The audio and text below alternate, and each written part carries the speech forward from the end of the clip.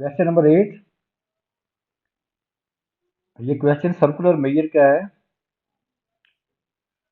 The diagram shows a sector OAC of a circle with center O।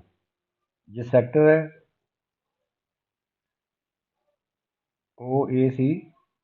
इस sector का radius जो है ये OA होगा, ये रेडियस है, और ये सेंटर का सर्कल है, ये सर्कल का ये सेंटर है। Tangents AB and CB to the circle meet at B। ये दो टेंजेंट्स हैं सर्कल के ऊपर। सर्कल यूं होना था, ये देखें सर्कल कंप्लीट नहीं है, सिर्फ सेक्टर है, सेक्टर यूं होना था।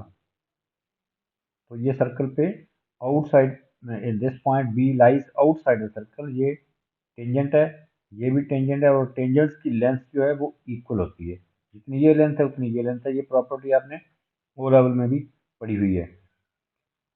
The arc A C, this is the arc A C which is given 6 cm length है, and angle A O C, जो पूरा ए ओ सी जो एंगल 3π/8 रेडियन है। Find the length of O A correct to 4 significant figure. हमने ये O A length find करनी है which is equal to radius of the circle. तो length of arc दी हुई है, हम लेंथ ऑफ आर्क का फार्मूला लगाएंगे। लेंथ ऑफ आर्क होती है आर इंटू थीटा। अब देख रहे हैं कि आपके क्वेश्चन में आर जो है वो ओ ए है, तो आर की जगह पे हम ओ ए लगा सकते हैं। तो लेंथ ऑफ आर्क जो है दैट इज गिवन, वो आप देख रहे हैं 6 cm है आर्क लेंथ। तो यहाँ पे लिखेंगे 6। आर जो है वो ओ ए है, एंड थीटा जो है वो 3π/8 है। तो यहाँ से हम ओ ए जो है वो फाइंड कर सकते हैं।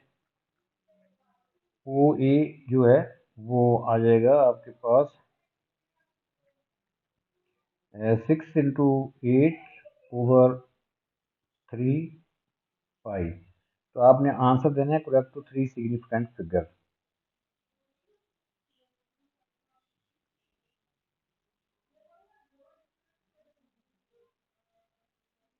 तो ये करेक्ट है। इसको यहाँ पे कैलकुलेटर यूज करेंगे तो हमारे पास ओ ए की लेंथ जो है वो आ जाएगी 5.093 cm। ये लेंथ आ गई है ओ ए। नेक्स्ट है perimeter, find the perimeter of the shaded region. Shaded region का पेरीमीटर जो है ये देखें, शेडेड रीजन का पेरीमीटर है, हमने बी सी फाइंड करना है, ए बी फाइंड करना है, और लेंथ ऑफ आर्क हमें पहले ही पता है, गिवन है। इसका मतलब है कि हमने फाइंड करना है ए बी कर लें या बी सी कर लें, ये इक्वल इन लेंथ है, तो हम यहाँ से पेरीमीटर तीनों को ऐड कर देंगे। पेरीमीटर पहले लिख लेते हैं। पेरीमीटर जो है,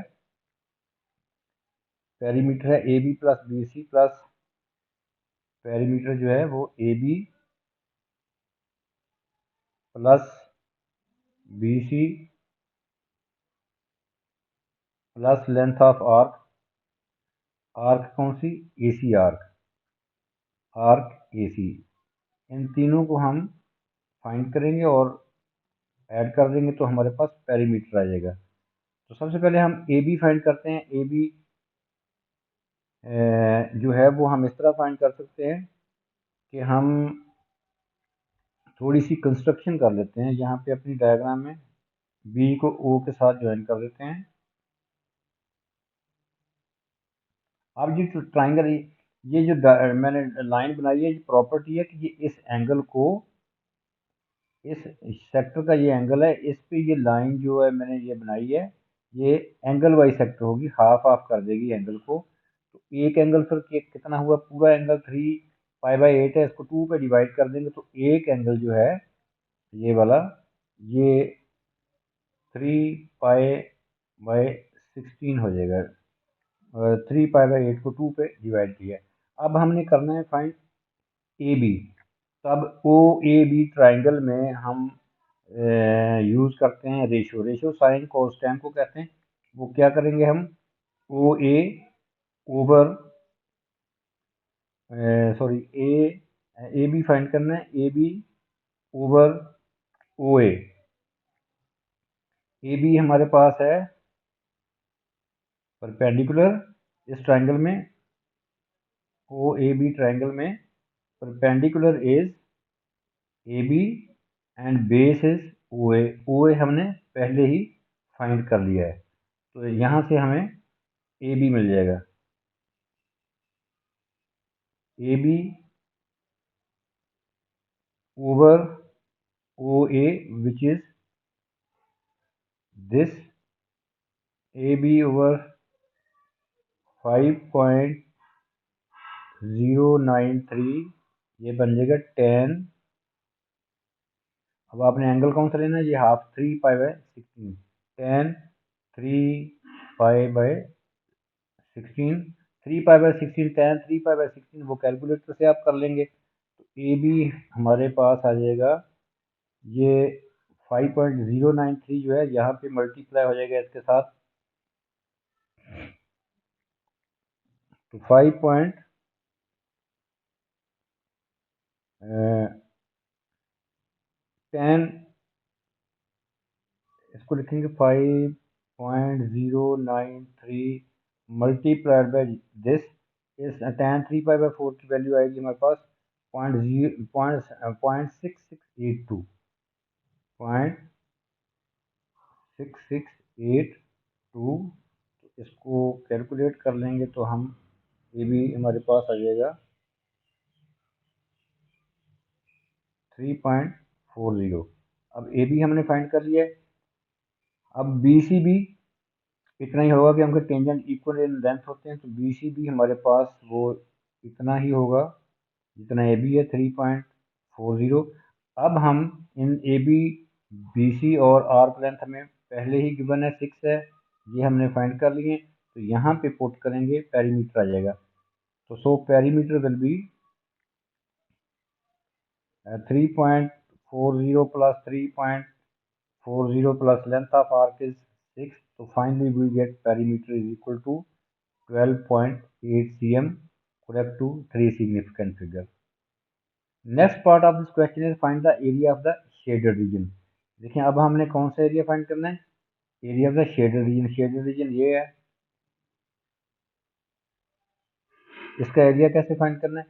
अब देखें ये लाइन ओ बी मैंने लगाई है, ये इसने इस पूरे डायग्राम को बिल्कुल एग्जैक्ट हाफ कर दिया, एग्जैक्ट हाफ, क्योंकि सिमेट्रिक है। तो हम क्या करते हैं, ये हाफ एरिया जो है, ये हाफ शेडेड एरिया फाइंड कर लेते हैं। वो कैसे फाइंड करेंगे, O A B right angle triangle का एरिया फाइंड करके उसमें से इस सेक्टर का एरिया माइनस कर देंगे, तो हमारे पास हाफ शेडेड आ जाएगा। तो ये आ जाएगा, जितना एरिया उतना ही ये होगा, तो उसको 2 से फिर मल्टीप्लाई कर देंगे। तो सबसे पहले हम ओ ए बी ट्राइंगल का एरिया फाइंड कैसे करेंगे, 1/2 base into height, this is base this is height, ये दोनों साइडें आपने पहले फाइंड कर ली हुई हैं।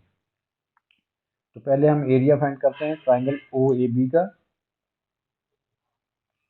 Area of triangle O A B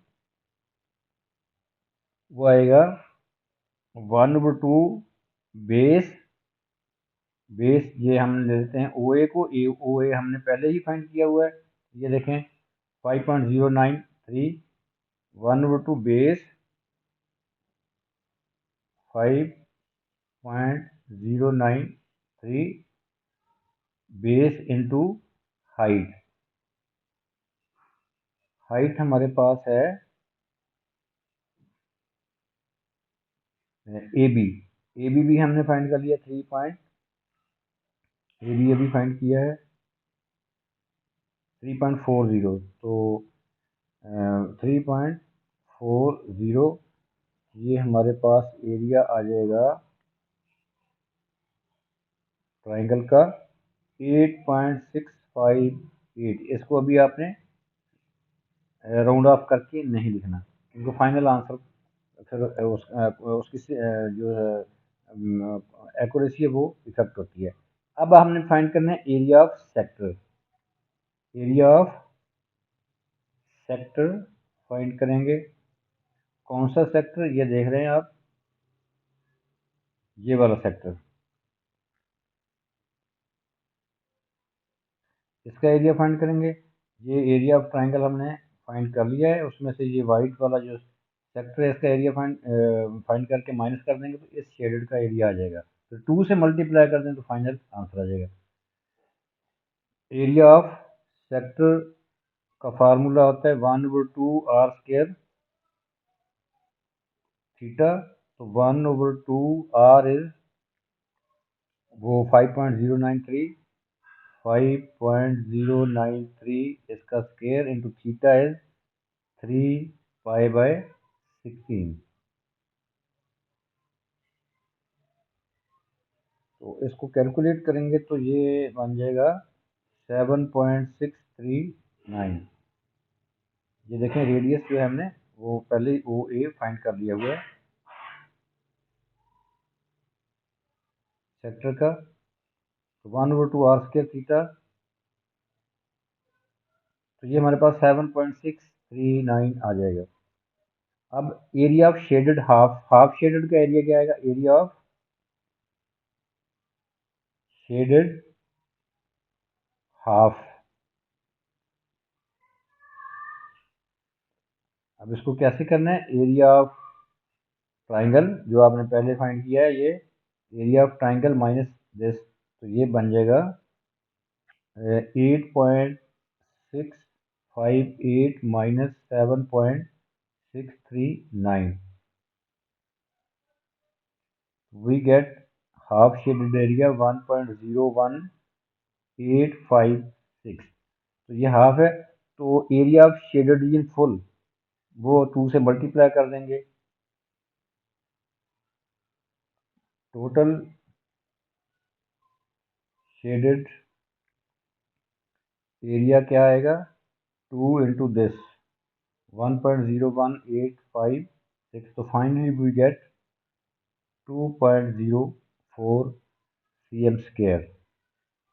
unit उसका cm है, तो cm स्क्वायर ये हमारे पास शेडेड का एरिया आ जाएगा 2.04 cm स्क्वायर। आपने answer correct to 3 significant figure देना है।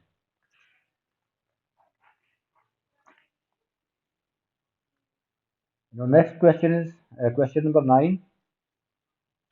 This question is of integration. कैसे पता चलता है? ये इंटीग्रेशन वाले चैप्टर में से है। ये dy over dx, ये कर्व का ग्रेडियंट दिया हुआ है। Curve for which dy over dx is equal to 5x minus 1 power 1/2 minus 1. This is the gradient expression of the curve and curve passes through this point 2 3. We have to find the equation of the curve. इसमें हमने दोनों तरफ curve के gradient के दोनों side पे आपने integrate करना है, तो हमारे पास कर्व जो है इक्वेशन ऑफ कर्व आ जाएगी। यहाँ पे c भी आएगा, c is the constant of integration. उसकी वैल्यू हम कैसे फाइंड करते हैं? ये पॉइंट कर्व के ऊपर लाई करता है, इस पॉइंट को कर्व की इक्वेशन में पुट करेंगे तो we will get the value of c। So let's start. dy over dx is given, dy over dx is 5x minus 1 power है जी 1/2 माइनस 2। मैंने पहले भी आपको बताया था कि अपना इसको सबसे पहले एक्चुअली ये होता है कि इसको सेपरेट कर लेते हैं। dy इधर ही रहेगा, या आप सिंपली भी कह सकते हैं कि इंटीग्रेटिंग ईच साइड। जब दोनों तरफ इंटीग्रेट करना है तो ये विद रिस्पेक्ट टू x, तो ये यहाँ पे y रह जाता है। तो एक्चुअली वो y कैसे रहता है ये देखें। dy लेफ्ट पे क्रॉस मल्टीप्लीकेशन से 5x माइनस 1 पावर 1/2 माइनस 2 लिखें, और यहाँ पे ये जो dx है डिनोमिनेटर में क्रॉस मल्टीप्लाइंग प्रोसेस से यहाँ पे चला जाता है। अब दूसरा स्टेप ये है कि देखें हमने वेरिएबल को सेपरेट कर दिया y लेफ्ट साइड पे dy, तो अब हमने करना है इंटीग्रेट दोनों साइड पे। दोनों साइड पे इंटीग्रेट करेंगे, यहाँ पे हम लिख लेंगे 1। तो इसका मतलब है कि 1 को इंटीग्रेट करना है हमने with respect to y, dy का मतलब विद रिस्पेक्ट टू y, तो this becomes as a whole, this becomes y। y is equal to right side को आप इंटीग्रेट कर दोगे। वो इंटीग्रेट कैसे करना है? 5x माइनस 1 पावर में 1 ऐड करेंगे और डिनोमिनेटर में भी लिख देंगे। अब हमने इनसाइड द ब्रैकेट जो दो टर्म्स हैं उनकी डिफ्रेंसिएशन करनी है, उसको डिनोमिनेटर में लिखना है। यहाँ पे वो है 5, तो 5 हम यहाँ पे लिख देंगे। इस टू की इंटीग्रेशन क्या होगी, इस टू के साथ जस्ट आपने एक्स लगा देना है, तो -2x प्लस सी। सी आप हमेशा आपका राइट साइड पे जिधर ये वेरिएबल होता है इंडिपेंडेंट वेरिएबल, y होता है डिपेंडेंट, x होता है इंडिपेंडेंट वेरिएबल, तो इंडिपेंडेंट वेरिएबल की साइड पे हमेशा c होता है। अब इसको पहले एडजस्ट करते हैं, फिर हम c की वैल्यू फाइंड करेंगे वो पॉइंट पुट करके जो कर्व के ऊपर लाई करता है। तो इसको अरेंज करके लिख लेते हैं, ये 2 जो है ऊपर चला जाएगा न्यूमरेटर में, ये बन जाएगा 2/15 टू 5x -1 पावर 3/2, डिनोमिनेटर में 15 -2x प्लस सी। अब देखिए ये ऊपर दिया हुआ है कि curve passes through this point 2 3। अब 2 3 पॉइंट जो है ये कर्व की इक्वेशन आ गई, एक्चुअली ये कर्व की इक्वेशन है। अब 2 3 पॉइंट जो है इस कर्व पे लाई करता है 2 3। अब हम यहाँ पे इस कर्व की इक्वेशन में ये 2 3 पॉइंट जो है वो पुट करेंगे, तो हमारे पास आ जाएगा 3 = 2 × 9। यहाँ पे x की वैल्यू मैंने पुट की है 2, तो वो बन जाएगा 9 पावर 3/2, डिनोमिनेटर में 15 है, -2 × x आपके पास फिर 2 है, प्लस सी। यहाँ से सी कैलकुलेट करेंगे तो सी की वैल्यू आ जाएगी, ये 3 है। इसको आप सिंप्लीफाई करोगे तो ये देखें 9 को लिख लेंगे आप 3 की 2 ऊपर 3/2 है, ये कैंसिल हो जाता है, तो इस तरह करके ये आ जाएगा आपके पास 3 = 2 × 27 4 15 -4 प्लस सी। यहाँ से सी की वैल्यू जो है यहाँ सी आ जाएगा, इसको सिंप्लीफाई करेंगे तो सी जो है वो आ जाएगा 7 -54/15 = सी। तो सी आ जाएगा यहाँ से 51/15, या सी कैंसिल करेंगे तो ये 17/5 आ जाएगा। अब ये जो सी की वैल्यू है हम यहाँ पे पुट कर देंगे इक्वेशन ऑफ कर्व में, यहाँ पे, तो ये बन जाएगी इक्वेशन ऑफ कर्व, हमारे पास आ जाएगी इक्वेशन ऑफ कर्व जो है वो आएगी y = 2/15 5x -1 power 3/2 -2x plus सी। सी की वैल्यू है 17/5।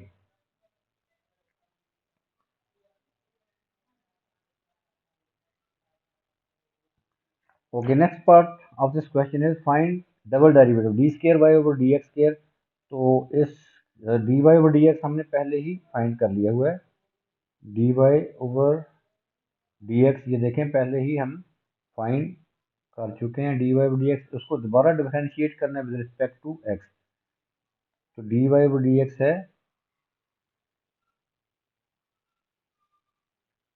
5x -1 पावर है 1/2 -2, दोबारा डिफरेंशिएट करेंगे विद रिस्पेक्ट टू x, तो उसको लिखते हैं d²y/dx²।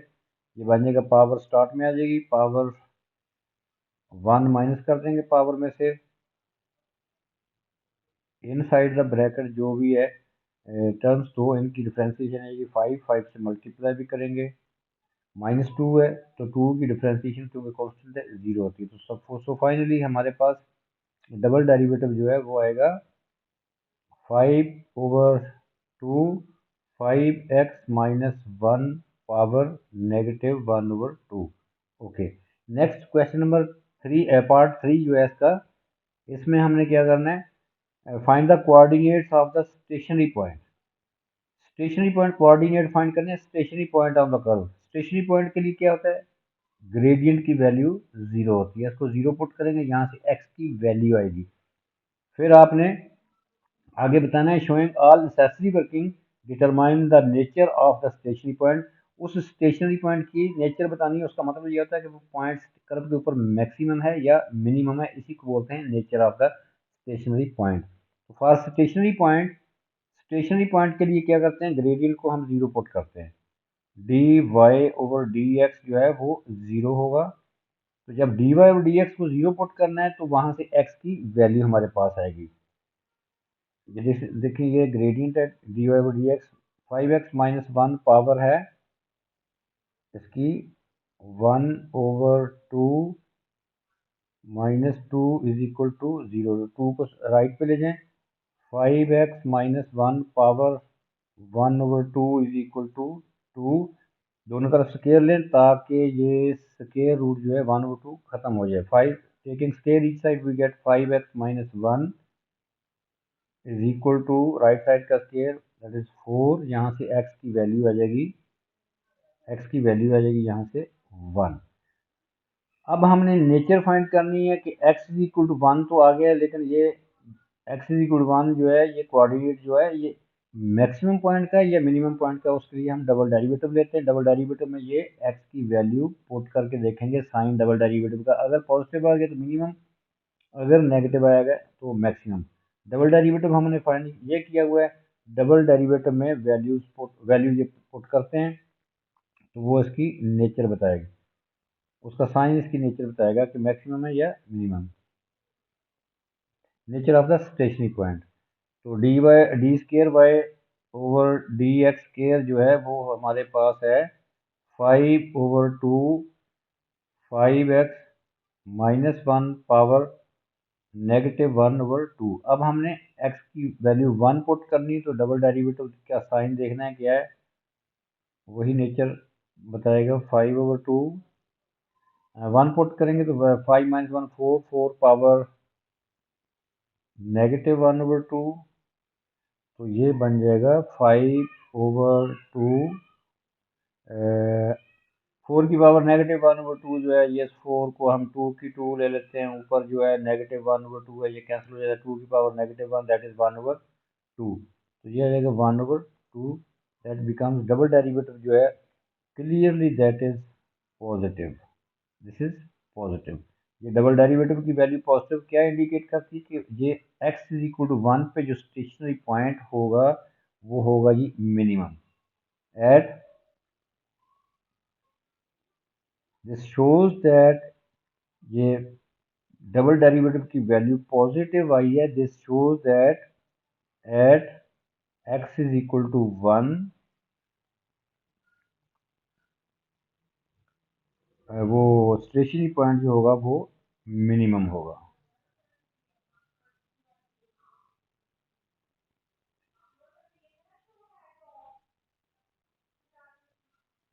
So next question number 11 of this paper is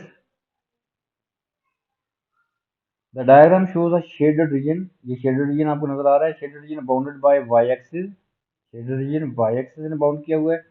line y is equal to -1, y is equal to -1 ये लाइन है, and the part of the curve, this is the part of the curve, this shaded region is bounded by y-axis, y is equal to -1 and the part of the curve। Curve की equation ये दी हुई है, y is equal to x square plus 4x plus 3 for which x is greater than or equal to -2। ये देखेंगे -2 ये x की value -2 है, -2 से ग्रेटर, ये सारा इससे ग्रेटर राइट साइड पे ये दिया हुआ है।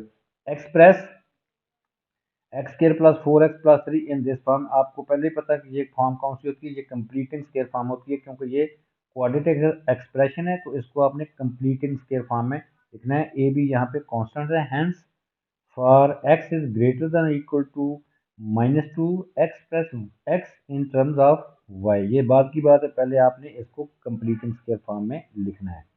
तो कंप्लीटिंग स्केयर फॉर्म के कई क्वेश्चंस आपने किए हुए हैं, यहाँ पे दोबारा से फिर इसको करते हैं। y is equal to x square plus 4x plus 3, सबसे पहला स्टेप होता है कंप्लीटिंग स्केयर का कि आपने x वाली टर्म को 2x पे डिवाइड करना है। लेकिन कंप्लीटिंग स्केयर में स्केयर टर्म दो होती है, यहाँ पे सिर्फ एक है। तो दूसरी स्केयर टर्म कैसे फाइंड करते हैं? वो दूसरी स्केयर टर्म हम फाइंड करते हैं एक्स वाली टर्म को। पहला स्टेप होता है कि एक्स स्केयर के कोएफिशिएंट को 1 बनाना है, विच इज ऑलरेडी 1, बनाने की जरूरत ही कोई नहीं है। तो दूसरा स्टेप होता है कि आपने एक्स वाली टर्म को 2x पे डिवाइड करना है, आंसर विल बी 2। इस 2 का लेना, क्योंकि स्केयर टर्म यहाँ पे मिस है, तो इस 2 का ले लेंगे स्केयर, दैट इज 4। अब आपने क्या करना है? अब आपने इस एक्सप्रेशन में 4 ऐड करना है और सब्ट्रैक्ट भी करना है, ताकि कोई फर्क ना पड़े। तो वहां से उसको एडजस्ट करेंगे तो कंप्लीटिंग स्केयर फॉर्म बन जाएगी। X square plus 4x plus 4 पहले करना है, माइनस 4 बाद में। जो रिमेनिंग टर्म है उसको ऐसा सच लिख देना है आपने, वो है 3। अब आप देख रहे हैं कि ये फर्स्ट 3 टर्म्स जो हैं इनको क्लोज करके लिखेंगे, तो ये किसका स्केयर है? x प्लस 2 का। x प्लस 2 का स्केयर है ये है x प्लस 2 का होल स्केयर। आगे है negative 4 plus 3, that becomes negative 1। आपने करना क्या है? अब कंप्लीटिंग स्केयर फॉर्म बन गई है। अब आगे आपने फाइंड करना है कि x plus x in terms of y। आपने x को सब्जेक्ट बनाना है। x को सब्जेक्ट कैसे बनाएंगे? x प्लस 2 स्केयर वाली टर्म जो है वो, उसको पहले सब्जेक्ट बनाए, तो ये आ जाएगी x plus 2 square is equal to y plus 1. Now taking square root each side we get x plus 2 is equal to right side पे आपने प्लस माइनस जरूर लिखना है। स्क्वायर रूट हो गया। अब x क्या आ जाएगा? 2 को राइट पे ले जाए, -2 plus minus y plus 1 square root. अब ये हमारा x जो है वो सब्जेक्ट बन गया है। x in terms of y, ये देखें लेफ्ट पे x है और राइट पे y वाली टर्म आ रही है। तो अब जस्टिफाई ये करना है कि ये जो प्लस माइनस है इनमें से एक आना है, एक साइन एक नहीं आना, वो डिपेंड करता है। ये देखिए क्वेश्चन में ऊपर दिया हुआ है x is greater than equal to -2। -2 से ग्रेटर होना चाहिए। -2 में कोई चीज़ ऐड करेंगे तो ग्रेटर होगा, तो सो हमने इस नेगेटिव साइन को ओमिट कर देना है। हमने, क्योंकि हमारे पास दिया हुआ है कि x is greater than equal to -2, तो सो जस्टिफाई हो गया कि जी हमारा x जो है वो -2 plus y plus 1 under root है। Next part of this question is hence showing all necessary working, find the volume obtained when the shaded region is rotated through 360 degree about y axis. सबसे पहले तो आपको formula आना चाहिए कि इस shaded region को आपने रोटेट करना है 360 डिग्री अबाउट वाई एक्सिस। तो फार्मूला क्या होता है? वो फार्मूला होता है, पहले फार्मूला लिखता हूँ, when shaded region is rotated 360 degree about y axis, तो फार्मूला ऑफ वॉल्यूम होता है v इज इक्वल टू pi x square d y. आपने क्या करना है? एक्स पाई एक्स स्केयर को इंटीग्रेट करना है with respect to y. D y का मतलब होता है विद रिस्पेक्ट टू वाई। तो सो पाई, पाई तो एक वो कांस्टेंट है, उसको इंटीग्रेशन के साइन से बाहर भी ले सकते हैं आप। ऐसे सिंप्लीफिकेशन में वो फिर इजी रहता है। बी इज इक्वल टू ऐसे लिख लें, पाई बाहर, integration x square d y. अब एक्स स्केयर को आपने सब्जेक्ट बनाना है। एक्स स्केयर क्या है? वो कर्व की इक्वेशन देखें पीछे। एक्स स्केयर, सॉरी, वो हमने पिछले पार्ट में ये एक्स फाइंड कर लिया हुआ है। ये देखें ये सारा एक्स है, इसका स्केयर लेना है, तो क्या करेंगे? इस चीज़ का आपने ले लेना है स्केयर, तो ये वो यहाँ पे लिख देंगे, तो बी आ जाएगा पाई integration of x square. X square क्या है जी आपके पास? -2, एक्स को सब्जेक्ट बनाया था पिछले पार्ट में, -2 plus y plus 1 square root whole square. अब बात रहेगी कि इसको इंटीग्रेट कैसे करेंगे। अब पहले लगाते हैं कि लिमिट क्या होगी। अब देखें कि लिमिट डी वाई का मतलब कि limit, you will take limit along y axis. आप देख रहे हैं कर्व जो है कहाँ से कहाँ तक वेरी करता है अलोंग वाई एक्सिस, यहाँ से लेके यहाँ तक कर्व वेरी करता है। ये देखें यहाँ से लेके यहाँ तक, ये इतना पार्ट हम कर्व का ले रहे हैं, ये यहाँ से इसकी y कैसे चेंज होता है, y -1 to 3, क्योंकि यहाँ इसका मतलब ही ये होता है dy चेंज इन y। तो -1 to 3 आपकी लिमिट आ जाएगी, -1 यहाँ पे लोअर लिमिट, ये अपर लिमिट। अब हमने इसको करना है इंटीग्रेट, तो पाई एज सच रहेगा क्योंकि मल्टीपल है, कांस्टेंट है, एज सच रहेगा। सिर्फ आपने इंटीग्रेट करना है। इंटीग्रेट करने से पहले आप क्या करेंगे, करने से पहले आप इसको स्केयर को एक्सपेंड करेंगे। ऊपर स्केयर है, पहले एक्सपेंड कर लेते हैं। Pi means as such, limit भी ऐसे ही है अभी। इसको एक्सपेंड करेंगे, a square plus b square minus 2ab, तो 4 plus y plus 1 minus 2ab minus 4 2ab, ये आ जाएगा। वो आइडेंटिटी यूज कर ली हमने, 4 plus y plus 1 minus 4 into y plus 1 with respect to y. तो ये फर्दर सिंप्लीफाई करेंगे तो जो करस्पॉन्डिंग टर्म्स वो ऐड हो जाएंगी, -1 to 3, ये बन जाएगा 5 plus y minus 4 y plus 1, square root को आप 1/2 पावर में लिख लें क्योंकि हमने इंटीग्रेट करना है इसको। इसको विद रिस्पेक्ट टू अब हम करते हैं इंटीग्रेट। लो जी, ये बी पाई जो है बाहर ही, इंटीग्रेशन करने लगे हैं, अब इंटीग्रेट करेंगे तो ये साइन खत्म हो जाएगा, ये आ जाएगा जी, ब्रैकेट लगाएंगे यहाँ पे, 5 का आएगा जी 5y, y आगे y है, वाई स्केयर ओवर 2 माइनस 4। अब इसका लेंगे तो इसकी पावर में हम 1 ऐड करेंगे और डिनोमिनेटर में भी लिखेंगे, तो ये बन जाएगा -4 इंटू वाई प्लस 1 की पावर में 1 ऐड करेंगे तो ये आ जाएगा 3/2, डिनोमिनेटर में भी 3/2। तो ये इसकी इंटीग्रेशन हो गई है। अब आपने क्या करना है, अब आपने लिमिट यहाँ पे लिख लेनी है, स्ट्रेट लाइन लगानी है इधर। तो इसको पहले एडजस्ट करते हैं फिर लिमिट लगाते हैं। 5y plus Y square over 2, ये इसको और इसको सेटल करेंगे तो ये -8/3 आता है। नेक्स्ट है y प्लस 1 की पावर 3/2। अब हम लिमिट लगाएंगे यहाँ पे, अपर माइनस लोअर, v आ जाएगा, पाई मीन्स ऐसा। अपर लिमिट आएगी जी, पहले हम 3 पुट करेंगे इन प्लेस ऑफ y, तो आ जाएगा 15 प्लस 9/2, मैं सिंप्लीफाई करके लिखी जा रहा हूँ, -8/3, 4 पावर 3/2, ये अपर लिमिट हो गई है। माइनस लोअर लिमिट है, -1 पुट करना है इन प्लेस ऑफ y, तो ये आ जाएगा -5 प्लस 1/2 -0। -0 इसलिए होगी, ये देखें आप, जब यहाँ पे y -1 पुट करना है, -1 प्लस 1 वो 0 हो जाएगा। तो ये लिमिट सप्लाई होगी। अब इसको केयरफुली कैलकुलेट कर लेते हैं ताकि हमारा करेक्ट आंसर आ जाए। इसको फर्दर करेंगे तो ये आ जाएगा v pi 15 plus 9/2 -64/3 plus 5 -1/2। Finally we get, LCM वगैरह लेके देख लेना, ये v इज इक्वल टू आ जाएगा पाई